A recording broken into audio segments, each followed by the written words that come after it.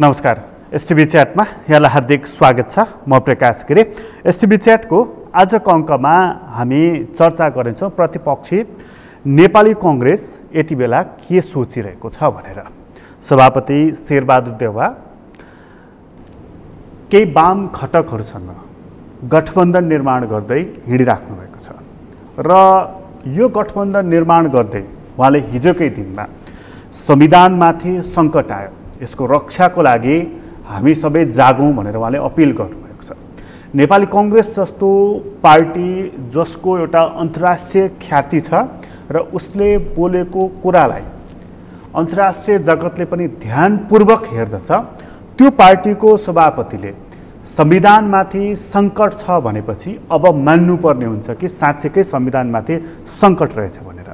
र तिनै व्यक्ति र उहाँसँगै अन्य 4 जना करिब 5 जना पूर्व प्रधानमन्त्रीहरूले केही दिन अघि वक्तव्य जारी गर्नुभएको थियो र त्यो वक्तव्यमा नेपालमा विदेशी हस्तक्षेप बढ्यो भनेर उहाँहरूले वक्तव्य जारी गर्नुभएको छ। यो कुरालाई पनि अब हामीले मान्नुपर्ने हुन्छ।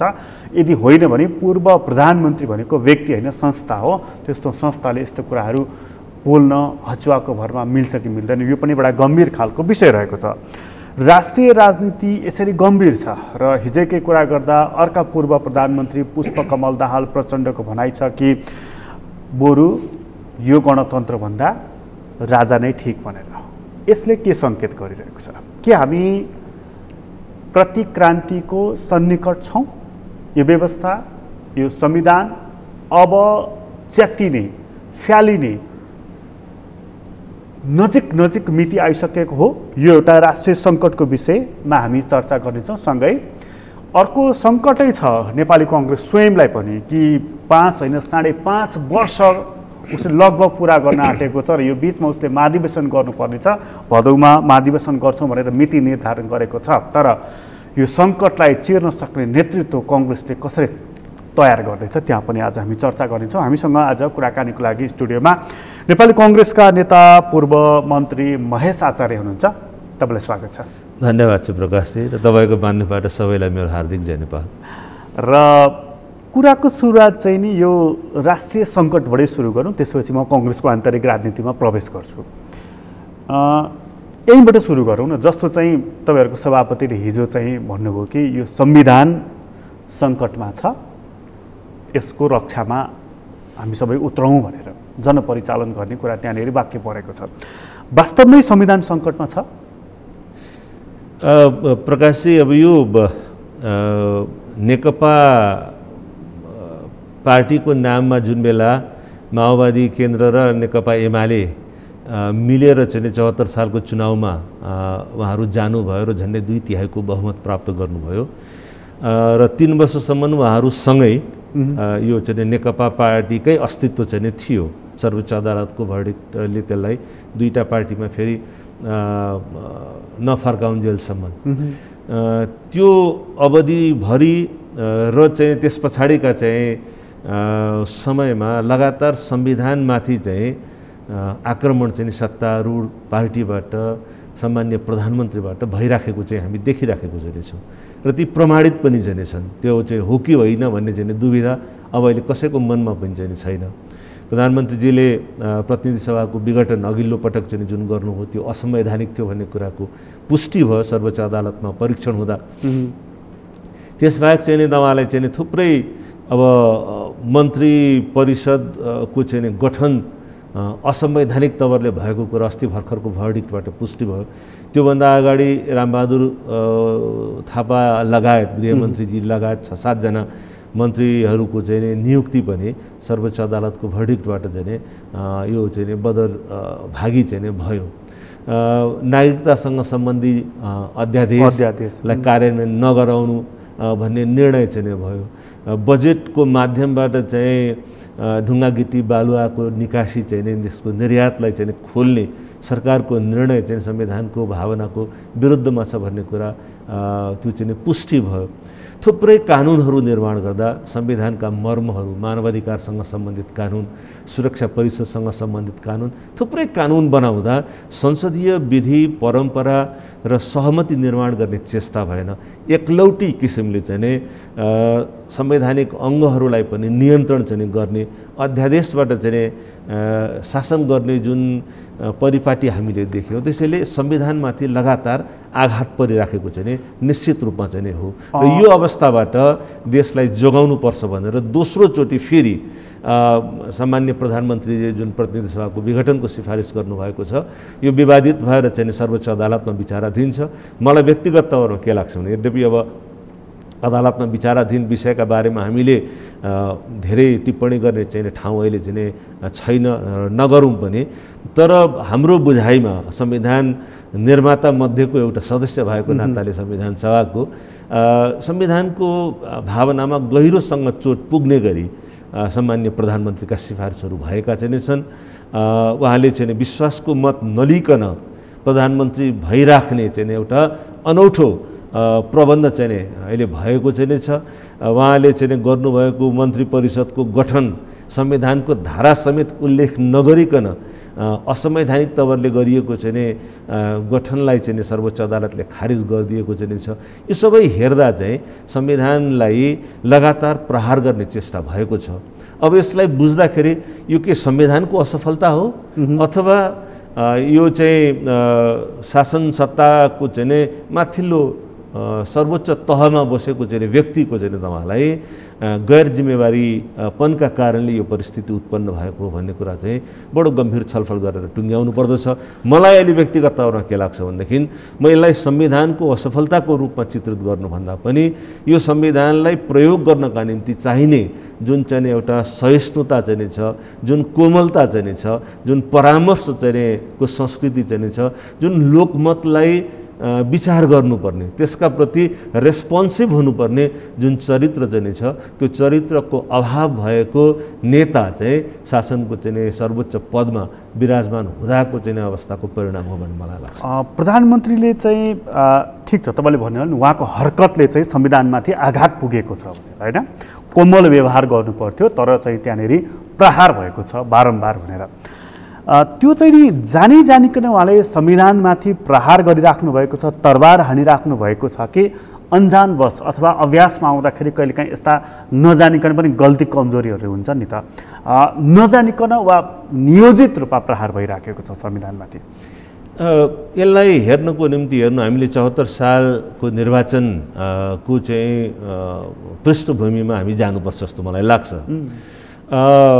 अब त्यतिखेर माओवादी केन्द्र नेपाली काङ्ग्रेससँग सत्तामै रहिरहँदाकै अवस्थामा एउटा खास उद्देश्यले कम्युनिस्टहरूको चाहिँ नि ठुलो बहुमतको सरकार चाहिँ बनाउन सकिन्छ भन्ने चाहिँ उद्देश्यले र अन्ततः चाहिँ यो संविधानको चाहिँ व्याख्या र शासन सत्ताको चाहिँ स्वरूप चाहिँ कम्युनिस्ट पार्टीको चाहिँ प्रभाव र दबावमा निर्माण गर्न सकिन्छ भन्ने चाहिँ आशयले चाहिँ एउटा गठबन्धनको निर्माण भएर अन्ततः पार्टीको एकीकरण पनि चाहिँ भयो नेकपा एमाले र माओवादी केन्द्रको।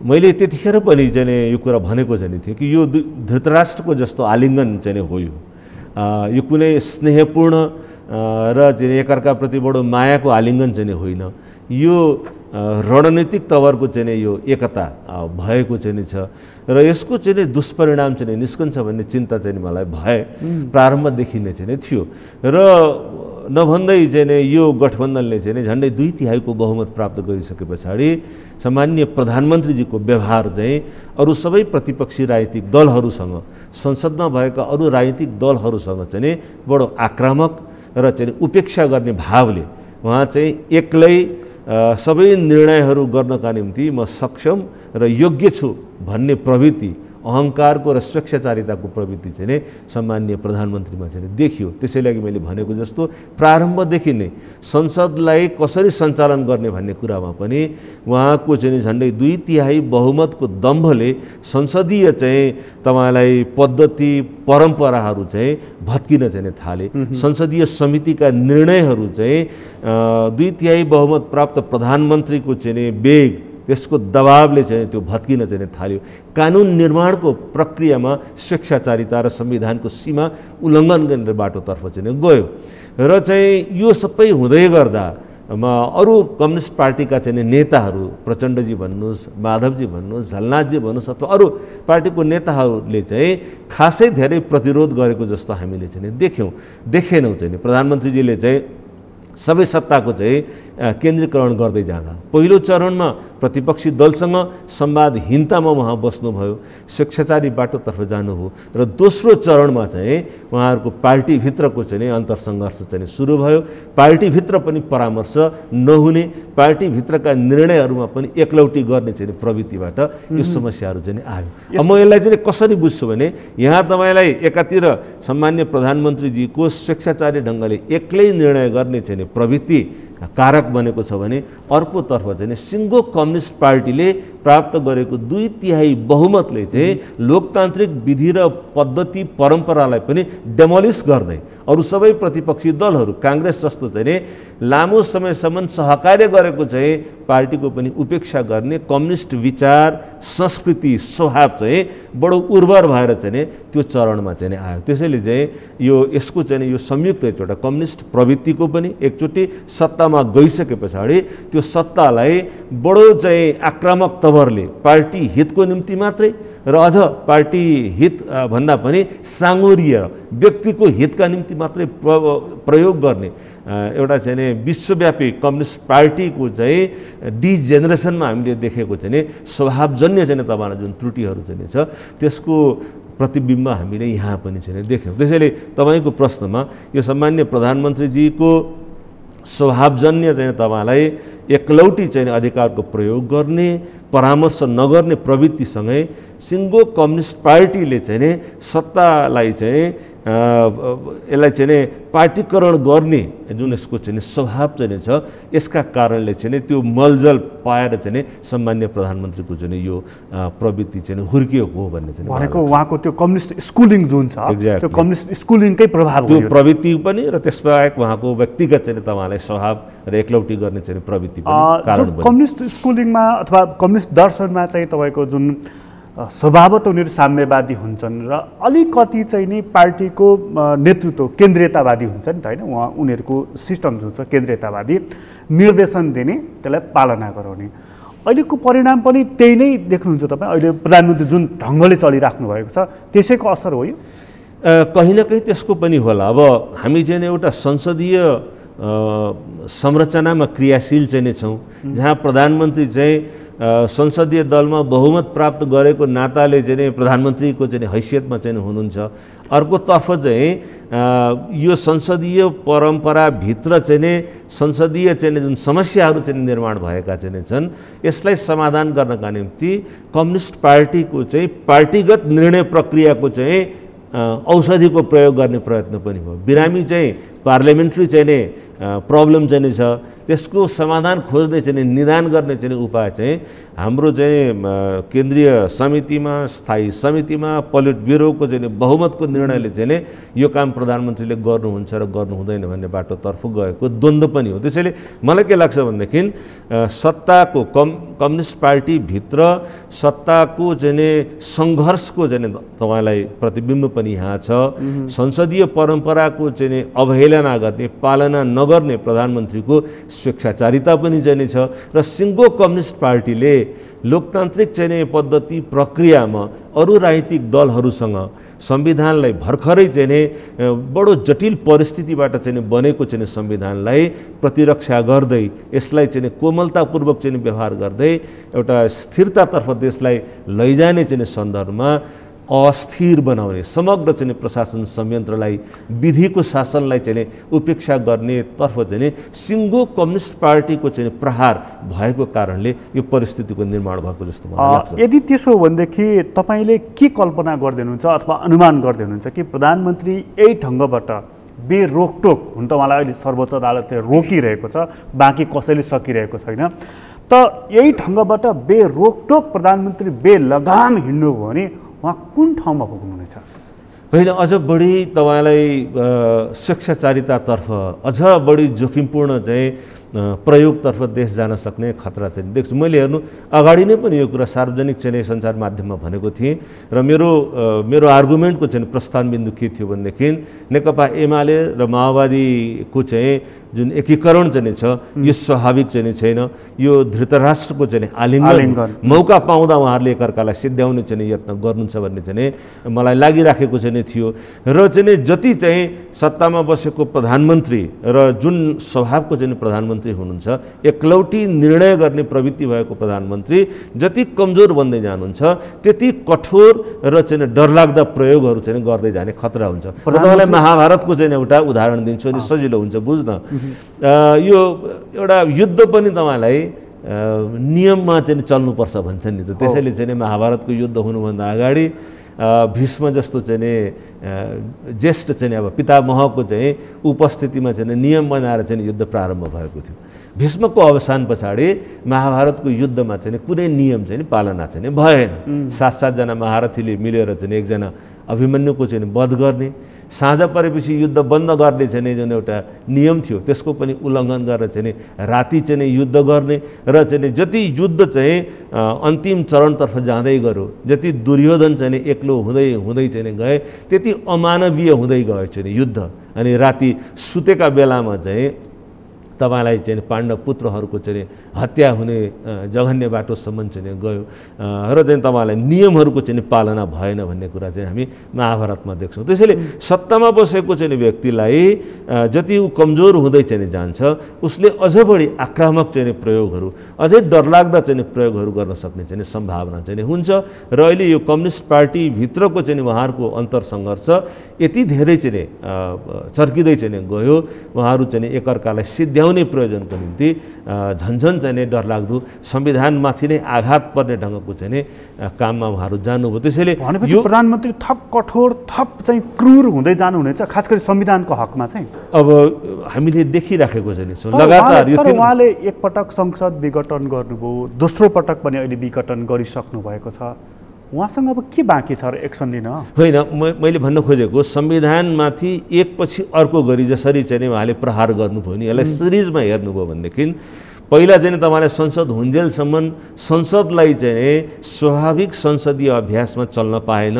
यो कार्यकारीको चाहिँ 2/3 बहुमतको रापमा थिचियो। यो संविधान चाहिँ तपाईँलाई के छ भनेदेखि संवैधानिक संरचनाहरू, हाम्रो संविधानले चाहिँ बनाएका विशिष्ट संरचनाहरू चाहिँ अध्यादेशको माध्यमबाट परिवर्तन गरेर त्यसको निर्णय प्रक्रियालाई र त्यसको उपस्थितिलाई चाहिँ अध्यादेशबाट परिवर्तन गराइदिएर संवैधानिक परिषदको संवैधानिक अङ्गमा नियुक्तिहरूको एकलौटी अभ्यास भयो।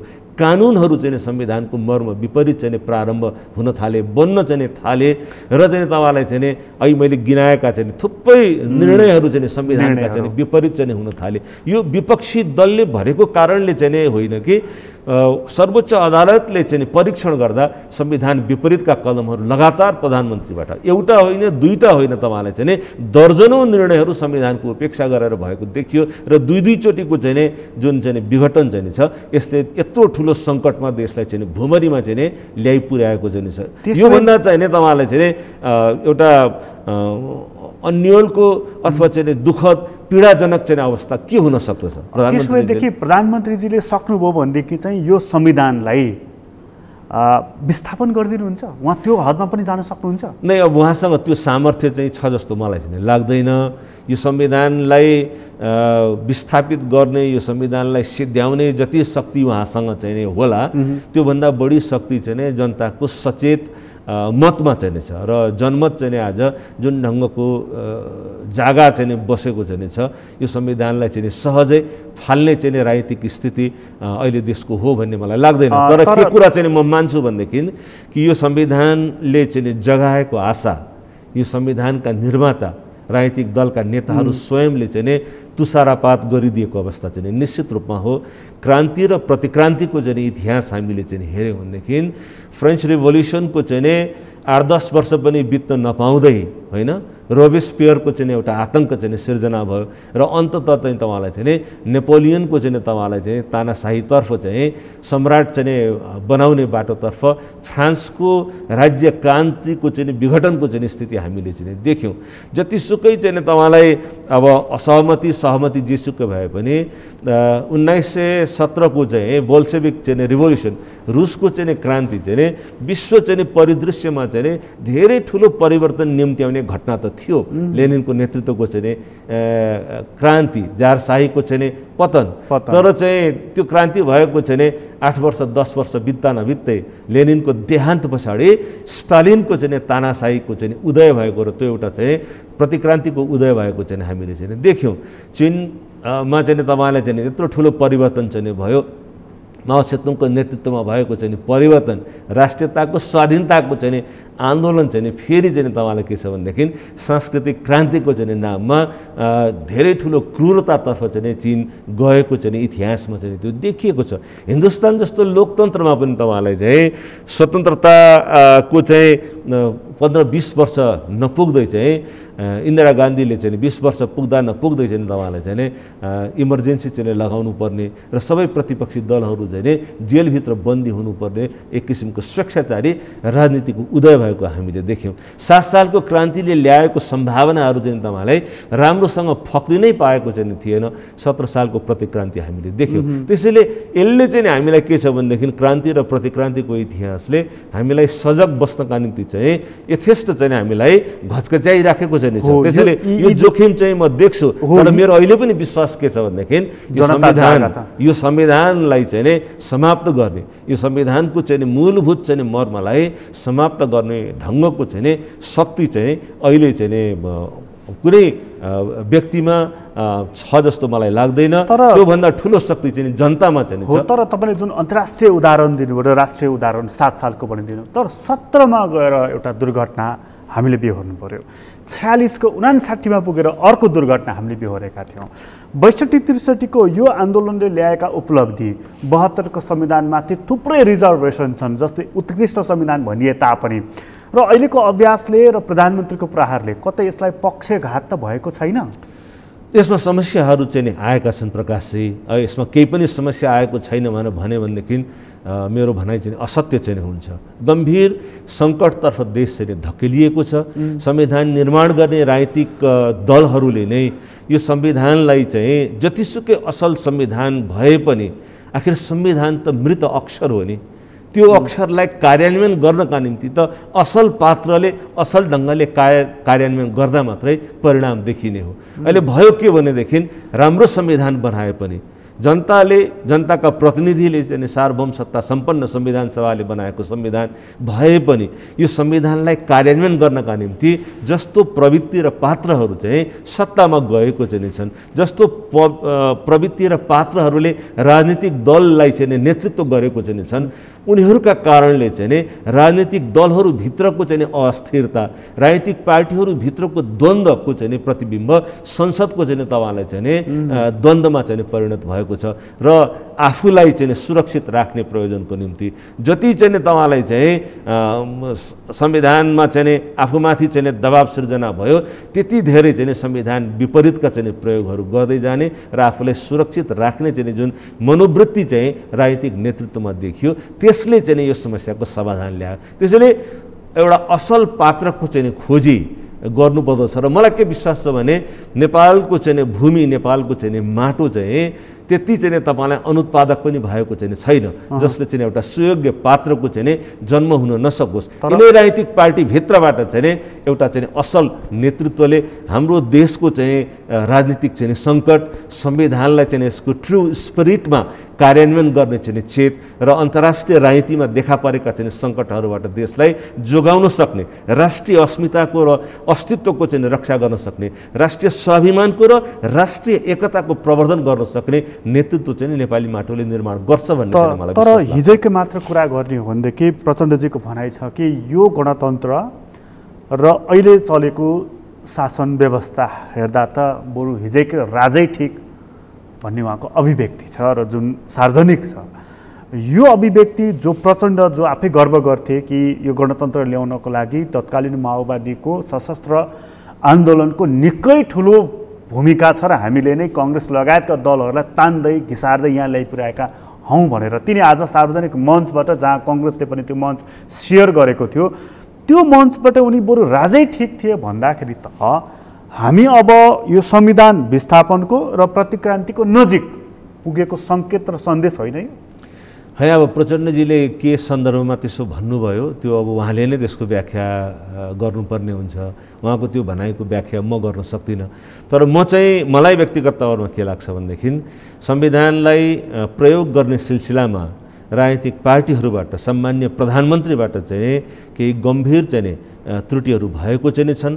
अहिले सबैको चाहिँ आँखामा चाहिँ प्रधानमन्त्रीजीका कदमहरू एकपछि अर्को गर्दै बितेको 3-4 वर्षको चाहिँ अवधिमा उहाँले गरेका कामहरूले, परामर्शको अभावले, लोकमतलाई सम्मान गर्न नसक्ने चाहिँ उहाँको प्रवृत्तिले गर्दा सङ्कटतर्फ देश धकेलिएको छ। र कहीँ न कहीँ काङ्ग्रेसको पनि जिम्मेवारी चाहिँ होला। एउटा प्रतिपक्षको चाहिँ बलियो प्रतिपक्षको रूपमा हामीले प्रधानमन्त्रीको यो स्वच्छचारितामा अङ्कुश लगाउनका निम्ति, यद्यपि हामीहरूले गऱ्यौँ संसदमा, हाम्रो संसदीय जुन सामर्थ्य चाहिँ थियो, शक्ति चाहिँ थियो, त्यसले चाहिँ प्रतिरोध गर्ने, संविधान विपरीतका प्रधानमन्त्रीका कदमहरूलाई सच्याउने यत्न चाहिँ गऱ्यौँ होला, त्यसलाई प्रतिवाद गर्ने यत्न गऱ्यौँ होला। तर मलाई लाग्छ यो मिश्रित चाहिँ परिणाम हो। कम्युनिस्ट पार्टीको चाहिँ असफलताको रूपमा यो 4 वर्षलाई म चित्रित गर्न चाहिँ चाहन्छु। कम्युनिस्ट पार्टीको पनि र कम्युनिस्ट पार्टीको नेतृत्वको पनि छैन। प्रधानमन्त्री केपी ओलीको मात्र होइन, उहाँको पनि हो, उहाँको त हुँदै हो। यो चाहिँ अपयसमा चाहिँ उहाँ जति सहभागी हुनुहुन्छ, सिङ्गो कम्युनिस्ट पार्टीको असफलताको रूपमा इतिहासले यसलाई चाहिँ रेकर्ड गर्छ भन्ने चाहिँ मलाई लाग्छ। यसको मतलब चाहिँ प्रचण्डजीको पनि यो असफलता हो, माधव नेपालको पनि असफलता हो, झलनाथ खनालजीको पनि असफलता। कम्युनिस्ट पार्टीको रूपमा निश्चित रूपमा उहाँहरू पनि यो दोषबाट चाहिँ उहाँहरू उन्मुक्त हुन सक्नुहुन्न। किनभनेदेखि चाहिँ अघिको म तपाईँको एउटा शब्द सापट्टि लिउँ। तपाईँ अघि एउटा शब्द बडा मिठो लाग्यो मलाई, त्यो शब्द कि धृतराष्ट्रको आलिङ्गन भनेर, होइन? त्यसो भएर एमाले र माओवादी मिल्यो। आज चाहिँ तपाईँ कम्युनिस्ट पार्टीको यो असफलता हो र कम्युनिस्ट नेतृत्वकै असफलता हो भनिरहँदाखेरि त्यो काङ्ग्रेस पार्टीसँग पनि त आज प्रचण्डजी, माधव नेपालजी लगायतका जो कम्युनिस्ट नेताहरू, बाबुराम भट्टराई लगायतका नेताहरूको जुन अहिलेको आलिङ्गन छ नि, यो आलिङ्गनलाई चाहिँ के भन्नुहुन्छ? यो पनि बडो विचारणीय प्रश्न हो भन्ने मलाई चाहिँ लाग्छ। हेर्नु, अब हाम्रो पार्टीको आधिकारिक निर्णयमा चाहिँ के छ भनेदेखि अस्ति चाहिँ तपाईँलाई 4 गतेको चाहिँ निर्णयमा 2टा विषय अहिले राष्ट्रिय राजनीतिमा भए। हाम्रो पार्टीले के निर्णय गर्यो भनेदेखि हाम्रो पार्टीको सभापति शेरबहादुर देउवालाई प्रधानमन्त्री बनाउनका निम्ति राष्ट्रपति समक्ष प्रधानमन्त्रीको दावी गर्नका निम्ति चाहिँ हस्ताक्षर गर्ने राजनीतिक दलका नेताहरू र सांसदहरूका बीचमा भएको सहमतिलाई चाहिँ अझ सुदृढ र प्रभावकारी बनाउने सीमासम्म चाहिँ हाम्रो पार्टीले निर्णय गरेको चाहिँ छ। यो एउटा पाटो भयो। अर्को चाहिँ तपाईँलाई के छ भनेदेखि सामान्य प्रधानमन्त्रीद्वारा संविधानको भावनाका विपरीत संविधानमाथि प्रहार गर्दै चाहिँ विघटनको चाहिँ जुन काम भएको चाहिँ छ, संविधान विपरीतका निर्णयहरू भएका चाहिँ छन्, सर्वोच्च अदालतमा चाहिँ हस्ताक्षर गर्न जाने, सशरीर उपस्थित भएर चाहिँ संवैधानिक चाहिँ मुद्दामा प्रधानमन्त्रीको कदमसँग असहमति जनाउने राजनीतिक चाहिँ दल, तिनका नेताहरू र सांसदहरूको बीचमा विकसित भएको चाहिँ जुन सहमति चाहिँ छ, त्यसलाई चाहिँ थप प्रभावकारी र सुदृढ बनाउने चाहिँ कुरा हाम्रो पार्टीको आधिकारिक चाहिँ निर्णय चाहिँ हो।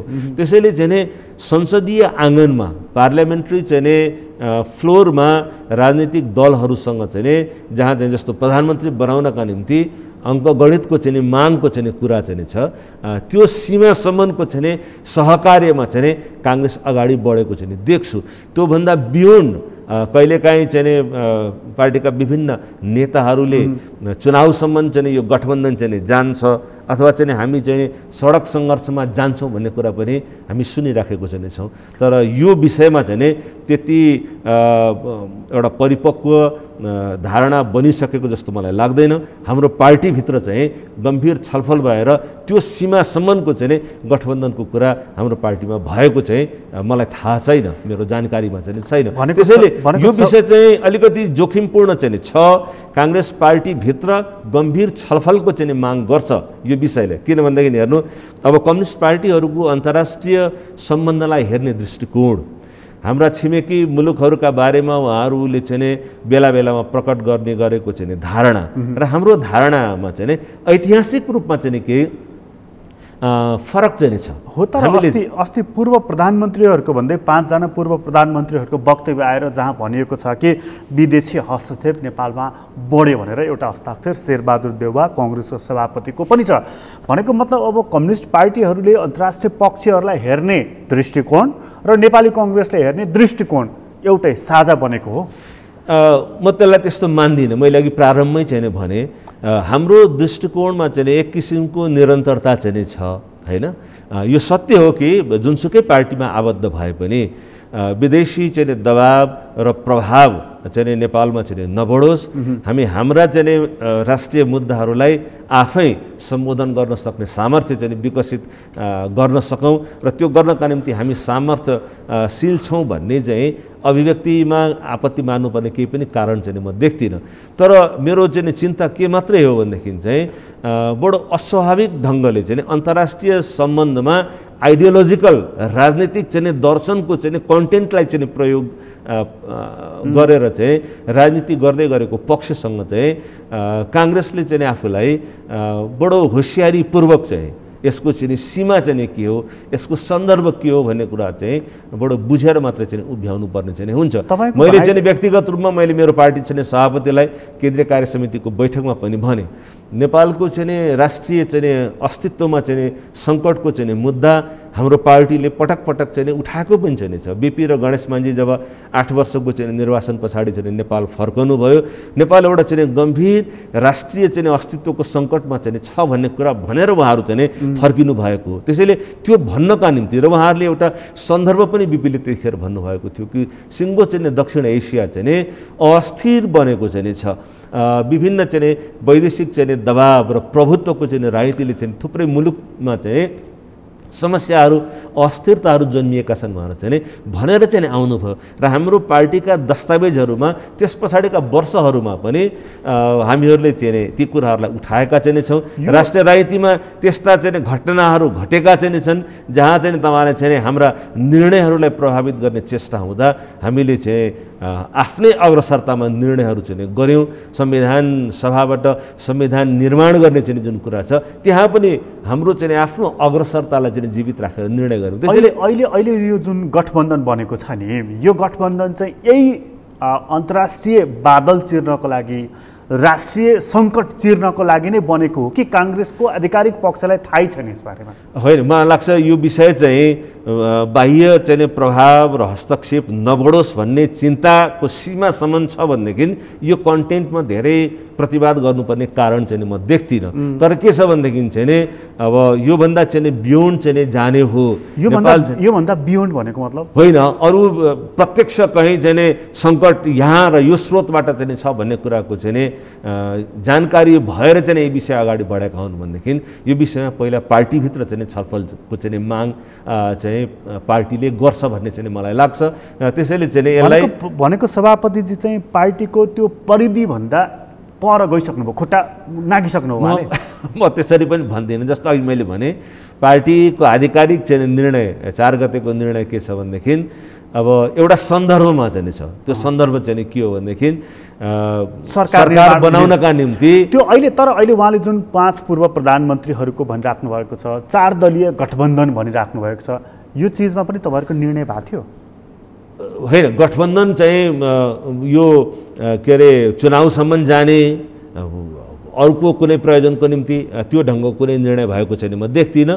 निर्णय चाहिँ त्यही 4 गतेको निर्णय हो जसले चाहिँ के भन्छ भनेदेखि प्रधानमन्त्री बनाउनका निम्ति हस्ताक्षर गर्ने राजनीतिक दल त्यसका नेताहरू र सांसदहरूको बिचमा र सामान्य प्रधानमन्त्रीजीका असंवैधानिक कदमका विरुद्धमा सर्वोच्च अदालतमा चाहिँ निवेदन दिएर जाने सरकार निर्माण गर्नको लागि अघि तपाईँले एउटा भनिदिनु थियो पार्लियामेन्ट्री फ्लोर होइन संसदको जुन आँगन छ त्यहीबाट चाहिँ नि यो गठबन्धन अलिकति फराकिलो हुँदै यहाँ पुगेको भन्ने लाग्दैन तपाईँलाई? होइन, त्यसैले त्यसको चाहिँ उद्देश्य चाहिँ सीमित हो भन्ने मलाई लाग्छ। सरकार निर्माण गर्ने सन्दर्भमा मात्रै हो र चाहिँ तपाईँलाई के छ भनेदेखि चाहिँ सर्वोच्च अदालतमा सामान्य प्रधानमन्त्रीले चालेका असंवैधानिक कदमहरूका विरुद्धमा चाहिँ बन्दै गरेको साझा सहमतिको सीमासम्म चाहिँ हो। त्योभन्दा बियोन्ड चाहिँ हाम्रो पार्टीभित्र छलफल भएको चाहिँ मलाई थाहा छैन। अथवा तपाईँलाई अलिकति शङ्का लागेको छ कि अहिलेको त्यो 4 दलीय गठबन्धन काङ्ग्रेस सहितको जो छ त्यो पनि चाहिँ नि एक किसिमको धृतराष्ट्रिय आलिङ्गन हो भन्ने लाग्दैछ? होइन, त्यसको चाहिँ प्रारूप अझै पनि स्पष्ट भइसकेको छैन प्रकाशजी, होइन। अब सडक सङ्घर्षमा जाने भनेर भनिएको छ, एकातिर सर्वोच्च अदालतमा विचाराधीन छ यो मुद्दा। त्यसैले मलाई व्यक्तिगत तवरमा के लाग्छ भनेदेखि यतिखेर चाहिँ हामीले सर्वोच्च अदालतको चाहिँ निर्णय पर्खिनु चाहिँ सबैभन्दा ठुलो र उपयुक्त चाहिँ विकल्प हो भन्ने चाहिँ मलाई लाग्छ। त्यसले राजनीतिक परिदृश्य चाहिँ प्रष्ट चाहिँ पार्छ। देश चाहिँ फेरि संसद पुनर्स्थापना भएर चाहिँ संसदीय आँगनतर्फ चाहिँ देश फर्कियो भनेदेखि चाहिँ एक ढङ्गको राजनीतिक परिस्थितिको चाहिँ निर्माण हुन्छ, होइन। त्योभन्दा चाहिँ अथवा देश चाहिँ अब चाहिँ प्रधानमन्त्रीको यो कदम चाहिँ संवैधानिक छ भनेर चाहिँ सर्वोच्च अदालतले फैसला गर्यो भनेदेखि चाहिँ सर्वोच्च अदालतको त्यो फैसलाले चाहिँ अर्को चाहिँ एउटा विकल्पतर्फ चाहिँ देशलाई लिएर जान्छ, चुनावको विकल्पतर्फ। भनेपछि चाहिँ अहिले चाहिँ हामीहरूले यो परिदृश्य चाहिँ स्पष्ट नभइसकेको चाहिँ अवस्थामा हामीले हाम्रो पार्टीभित्र पनि आवश्यक चाहिँ छलफल र परामर्श नगरिसकेको चाहिँ सन्दर्भमा चाहिँ अहिले हामीले यो गठबन्धनको चाहिँ स्वरूप प्रवृत्ति चाहिँ प्रष्ट चाहिँ छैन। त्यसैले यसलाई चाहिँ म धृतराष्ट्रिय आलिङ्गनतर्फ चाहिँ हामी अभिमुख भएको हो कि होइन भनेर चाहिँ भन्ने यकिन भन्ने ठाउँमा चाहिँ अलिकति शङ्का चाहिँ छ कि कम्युनिस्टहरूसँग गठबन्धन निर्माण गर्दा चाहिँ ध्यान दिनुपर्छ भन्ने चाहिँ त्यो चाहिँ निश्चित रूपमा चाहिँ हो। किनभनेदेखि हाम्रो अनुभव चाहिँ त्यति सुखद चाहिँ छैन। अब हामी चाहिँ प्रचण्डजीसँग पनि एउटा समझदारीमा बसेकै हौँ, सँगै सरकारमा चाहिँ बस्यौँ र चाहिँ सरकारमा बस्दा बस्दै अर्को गठबन्धनको निर्माण भएको पनि हामीले चाहिँ देख्यौँ। प्रचण्डजी र चाहिँ एमालेको बिचमा सहमति भएर एउटै सरकार बनेको पनि हामीले चाहिँ देख्यौँ। त्यो सरकार लामो समयसम्म टिक्न पाएन र प्रचण्डजीको नेतृत्वमा अर्को सरकार बनेको पनि हामीले देख्यौँ। अहिले 4 वर्षको चाहिँ प्रयोगले त छताछुल्लो भएको चाहिँ छ। कति जोखिमपूर्ण चाहिँ छ यो गठबन्धनको निर्माण। सत्ताको प्रयोजनको निम्ति मात्रै हुँदा सबै पक्षहरूलाई सुस्पष्ट नगरिकन चाहिँ केवल सत्ताको चाहिँ भागीदारीमा हिस्सेदारी गर्ने प्रयोजनको निम्ति हुँदा जोखिमतर्फ जान सक्दछ भन्ने कुरा हाम्रै अनुभवले देखाएको चाहिँ छ। र विषय चाहिँ अहिले के छ भने सत्ताभन्दा चाहिँ अरू थुप्रै कुरा तपाईँले सङ्केत गरेको जस्तो हाम्रो अन्तर्राष्ट्रिय सम्बन्धसँग पनि सम्बन्धित भएको हुनाले चाहिँ अन्तर्राष्ट्रिय सम्बन्धलाई बुझ्ने र त्यसलाई व्याख्या गर्ने दृष्टिकोणमा हाम्रा माझमा चाहिँ परम्परागत रूपमा चाहिँ हाम्रा केही फरक धारणाहरू चाहिँ छन्। उहाँहरूले जहिले पनि कम्युनिस्ट पार्टीका नेताहरूले कम्युनिस्ट विचार र दर्शनको आँखाबाट चाहिँ अन्तर्राष्ट्रिय सम्बन्धलाई परिभाषित गर्ने यत्न गर्नुहुन्छ। हामीले राष्ट्रिय हितको चाहिँ मुद्दामा चाहिँ अडिएर चाहिँ जहाँबाट भए पनि हाम्रो देशमाथि चाहिँ हाम्रो राष्ट्रिय स्वार्थमाथि आघात पर्दा चाहिँ बडो दृढतापूर्वक ती मुद्दाहरूलाई उठाउनुपर्छ भन्ने हाम्रो परम्परा रहेको हुनाले चाहिँ यो विषयमा पनि पार्टीभित्र एउटा गम्भीर छलफल पछाडि पार्टीले ध्यान यो राष्ट्रिय प्रसङ्गमा एउटा प्रश्न सोध्छु, त्यसपछि तपाईँहरूको आन्तरिक मामिलामा आउँछु म। यो राष्ट्रिय प्रसङ्गमा चाहिँ अब जस्तो 146 जनाको हस्ताक्षर बोकेर शेरबहादुर देउवालाई प्रधानमन्त्री बनाउने भनेर अदालतमा त उहाँहरू पनि पुग्नु भएको छ नि त।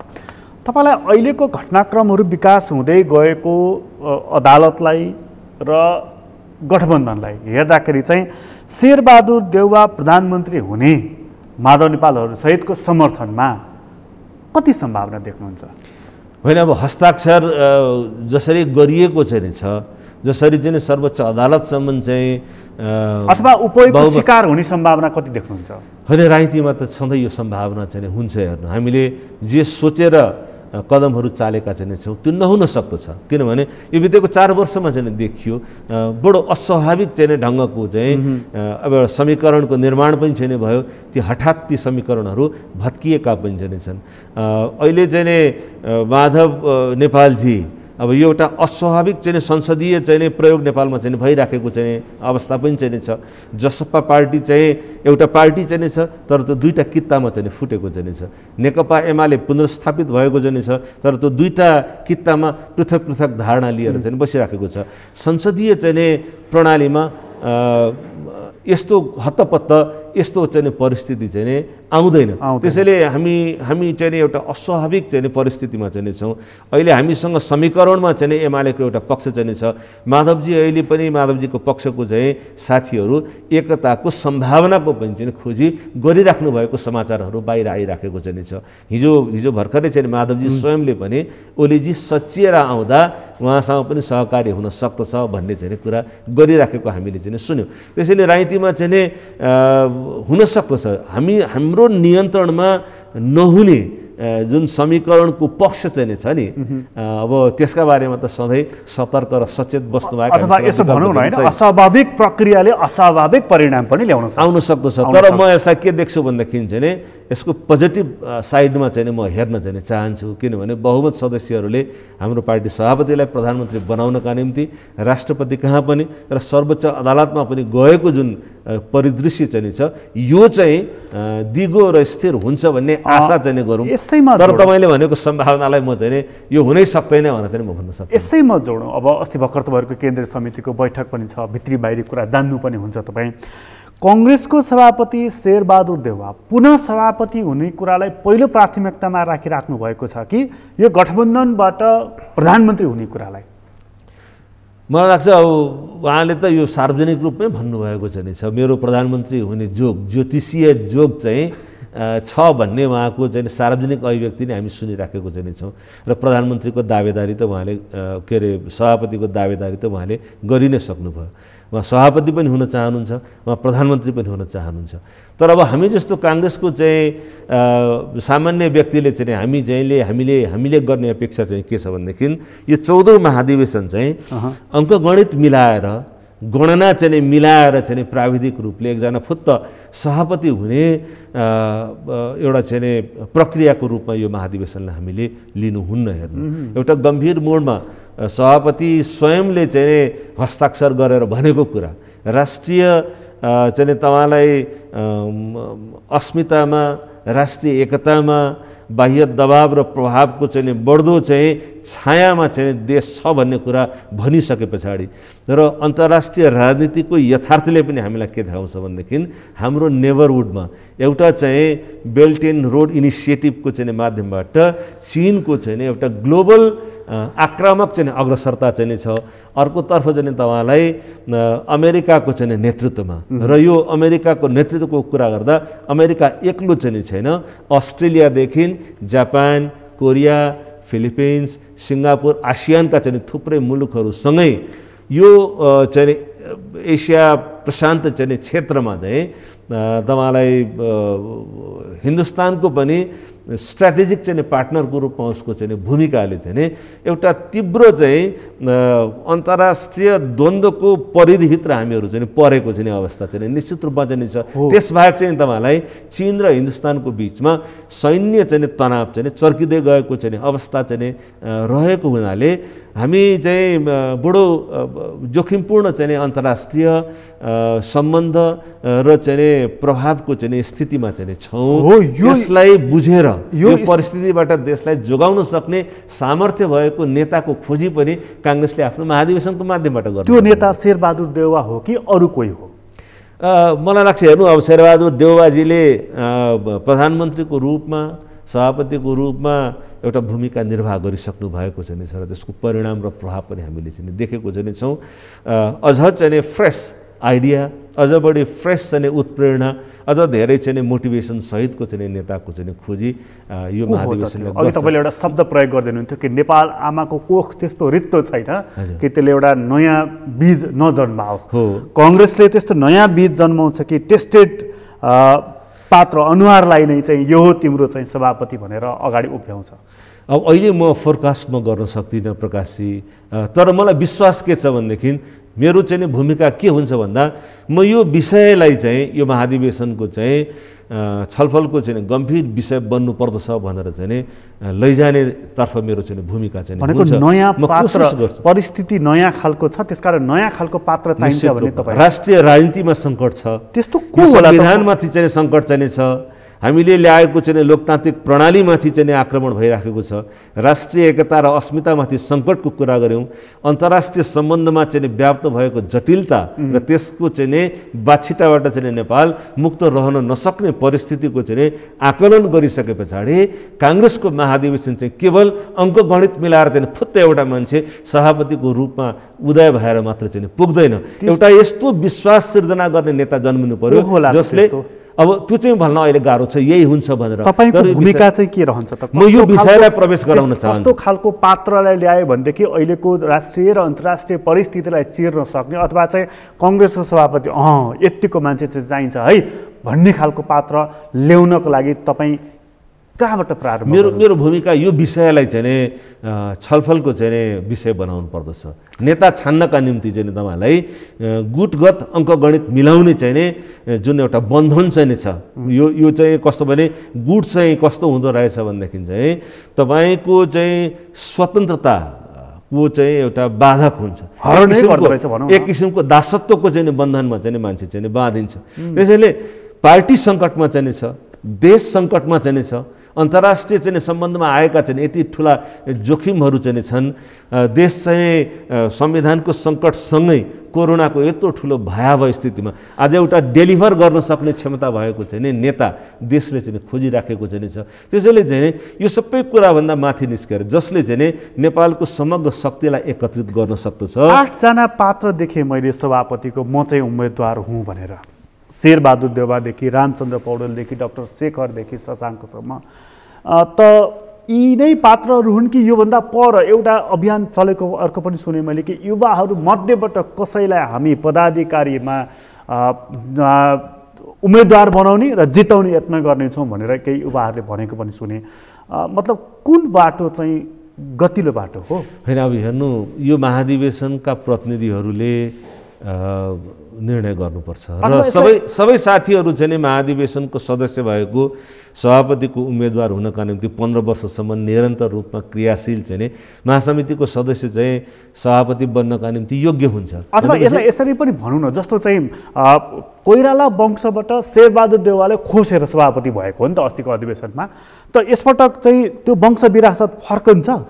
मलाई लाग्छ हेर्नु यति साँगुरो अर्थमा चाहिँ हामीले हाम्रो पार्टीको महाधिवेशनलाई लिनु हुँदैन। यो कुनै वंश परम्परा र विरासतमा फर्किने त्यहाँबाट खुसीको अर्थमा लिनुहुन्छ जस्तो मलाई चाहिँ लाग्दैन। मैले अघि पनि भने यतिखेरको वास्तविक यथार्थ के हो भने देश आर्थिक रूपले जर्जर अवस्थामा। अथवा यसो भनौँ शेरबहादुर देउवाको विकल्प रामचन्द्र पौडेल हो जो भन्दैनु चाहिँ मलाई अन्याय भएको छ, मलाई यसपटक न्याय गर्नुपर्छ भनेर। होइन, अब दाबी गर्नका निम्ति पौडेलजीको दाबी पनि चाहिँ उहाँले चाहिँ जसरी राख्नु भएको चाहिँ छ त्यो स्वाभाविक चाहिँ होला, तर पौडेलजीको दाबी पनि अरू साथीहरूको दाबी पनि अघि मैले भनेका इन्डिकेटरहरूमा टेस्टेड हुन चाहिँ जरुरी छ कि प्रकाशजी। मेरो भनाइ के छ भने त्यो कुनै सहानुभूतिले, कुनै वंश परम्पराले, कुनै चाहिँ एकदम पाको उमेरका कारणले अथवा चाहिँ युवा उमेर भएको कारणले चाहिँ होइन कि एउटा चाहिँ क्रेडिबिलिटी चाहिँ इन्हान्स गर्न सक्ने, विश्वसनीयता सिर्जना गर्न सक्ने, एउटा चाहिँ क्षमतालाई प्रदर्शन गर्न सक्ने, डेलिभर गर्न सक्ने, अन्तर्राष्ट्रिय चाहिँ यो जटिलतालाई बुझेर यसको निदान प्रस्तुत गर्न सक्ने सामर्थ्य भएको साथीहरूको छनौट चाहिँ महाधिवेशनका प्रतिनिधि साथीहरूले गर्नुपर्दछ। यो तबसम्म सम्भव हुँदैन जबसम्म यो विषय चाहिँ छलफलको विषय बन्दैन महाधिवेशनमा। काङ्ग्रेसमा एउटा विषय छलफल भएको देखियो कि अलि अगाडि महासमितिको बैठक भयो जहाँ चाहिँ नेपाल हिन्दू राष्ट्र हो, यत्रो बहुसङ्ख्यक हिन्दूहरू छन् भनेर महासमितिका सदस्यहरूले हस्ताक्षर गरेको हामीले देख्यौँ। अहिले पनि कतिपय केन्द्रीय सदस्यहरू हिन्दू राष्ट्रको मुद्दा महत्त्वपूर्ण मुद्दा हो र हामी त्यसलाई उठाउँछौँ, जसले त्यो मुद्दालाई ओन गर्छ त्यो सभापति हुन्छ भनेको सुनिएको छ। अघिल्लो अधिवेशनमै डाक्टर शशाङ्क कोइरालाले हिन्दू राष्ट्रको सन्दर्भमा अभिव्यक्ति दिनुभयो, त्यसपछि कति प्रोग्रेस भयो त्यो थाहा छैन मलाई, तर मुद्दा चाहिँ उठाउनु भएको थियो।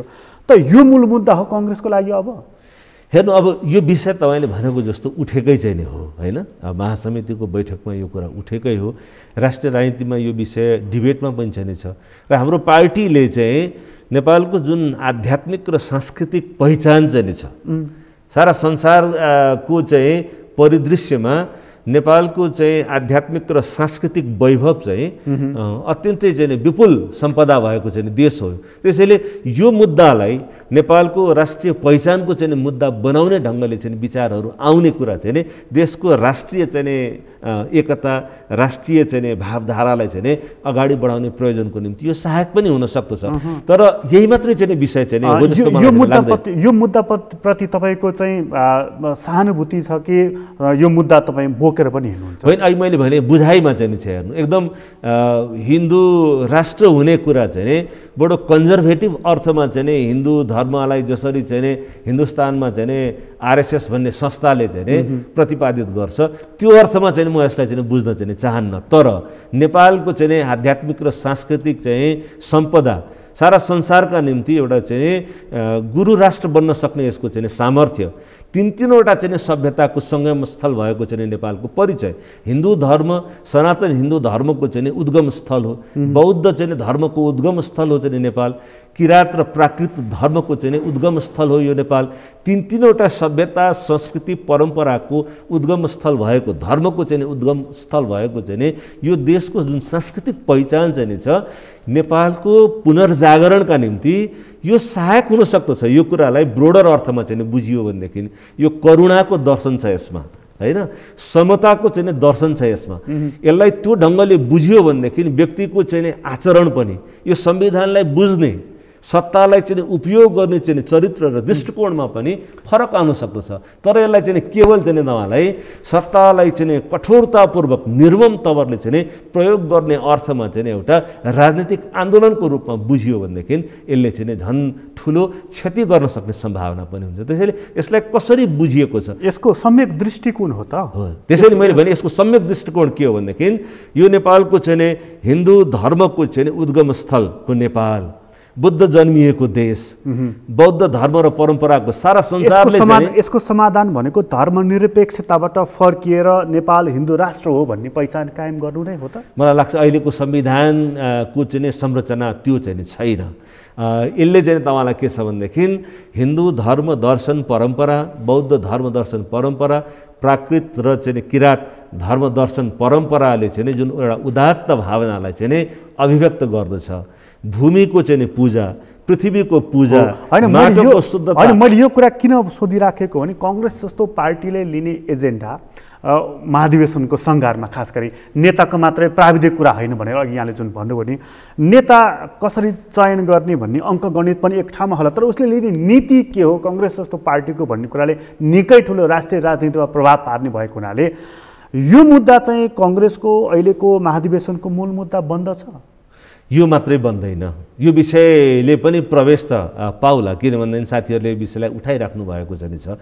तर यो भन्दा चाहिँ अझै चाहिँ फराकिला मुद्दाहरू पनि चाहिँ छन् जुन तपाईँले नै अघि सङ्केत गर्नुभयो, राष्ट्रियता र राष्ट्रिय अस्मितासँग जोडिएका मुद्दाहरू, यो संविधानको रक्षाको चाहिँ मुद्दा एउटा ठुलो जोखिमतर्फ देश गयो। तपाईँले विभिन्न नेताहरूको नाम दिएर भन्नु यो संविधान प्रतिक्रान्तिको चाहिँ सङ्घारमा पुगेको हो कि भन्ने यो मुद्दा, यी मुद्दाहरूको चाहिँ आलोकमा तपाईँलाई चाहिँ धर्मसँग सम्बन्धित चाहिँ विवाद, धर्मसँग सम्बन्धित विवादले ल्याउन सक्ने चाहिँ हाम्रो समाजको चाहिँ विभाजनलाई पनि सम्बोधन गर्न सक्ने, यो विषयलाई चाहिँ त्यो ढङ्गले प्रस्तुत गर्न सक्ने चेत र चेतना भएको चाहिँ नेता पनि काङ्ग्रेसले उत्पादन गर्न चाहिँ जरुरी छ। हामी बडो सीमित अर्थमा चाहिँ क्रिस्चियनहरूको चाहिँ एउटा मिसनरी चाहिँ जिलको चाहिँ आन्दोलनको रूपमा अथवा चाहिँ आरएसएसले चाहिँ हिन्दुस्तानमा गरेको जस्तो चाहिँ अभियानको चाहिँ रूपमा नेपालमा चाहिँ धर्म र राजनीति मिसाएर चाहिँ अगाडि बढ्ने ढङ्गको चाहिँ स्वभाव र संस्कार नेपालमा चाहिँ छैन। तर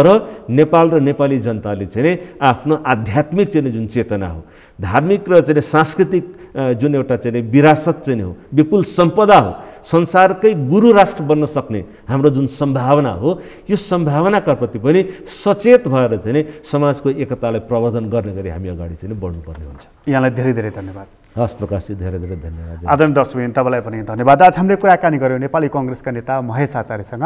उहाँसँगको कुराकानी अहिलेलाई यति नै। एसटिभी च्याटबाट म प्रकाश गिरीलाई बिदा दिनुहोस्। सगरमाथा टेलिभिजन हेर्दै गर्नुहोला।